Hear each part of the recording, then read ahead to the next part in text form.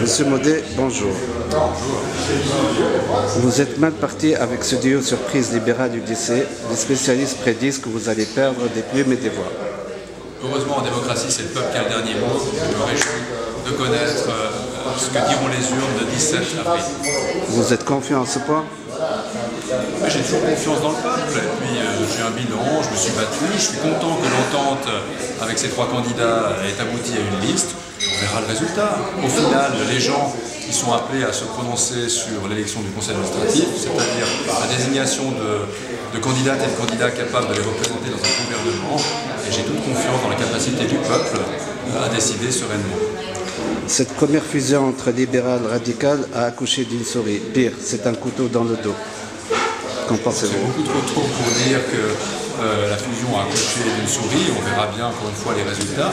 Par ailleurs, on est au début d'un processus. Je pense que le processus il est nécessaire.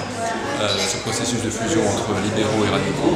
Dès le début, on savait que ce ne serait pas forcément quelque chose de facile. Donc on fait avec. Maintenant, Florence Kraft-Babel a une longueur d'avance sur vous. Est-ce qu'il y a péril dans la demeure? C'est vrai que je pars mathématiquement avec un handicap. Maintenant, il est assumé, c'est un risque que je prends. Encore une fois, je m'en remets à la population. Si cette cacophonie à droite profiterait à Chevrolet et à Soli Pardo?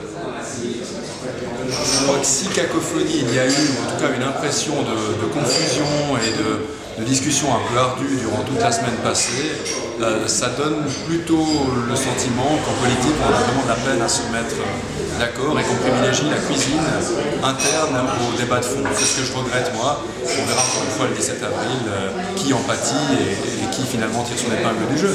Mais je suis assez confiant en tout cas quant à ma position qui a été claire et clairement exprimée dès le début. Puis encore une fois je me réjouis maintenant qu'on commence les débats de fond, qu'on puisse argumenter, donner des projets, des idées avec mes colistiers. C'est ça qui compte aujourd'hui. Je pense que Genève attend le changement. Je pense que les listes qu'on a proposées incarnent ce changement. Et je me réjouis de l'expliquer pour ma population. Le mot de la fin, peut-on appeler l'entente la mésentente? Non, je ne pense pas qu'on puisse appeler l'entente la mésentente. Vous savez, dans toute alliance, il y a des moments difficiles, des moments plus faciles. Beaucoup prédisaient des moments difficiles pour l'alternative si les Verts et les socialistes étaient arrivés au même niveau. Ça n'était finalement pas le cas. Et finalement, tant mieux pour l'alternative. Dans le cas de l'entente, on a connu des périodes plus faciles, c'est vrai, avec trois partenaires qui aujourd'hui sont aussi en recomposition interne.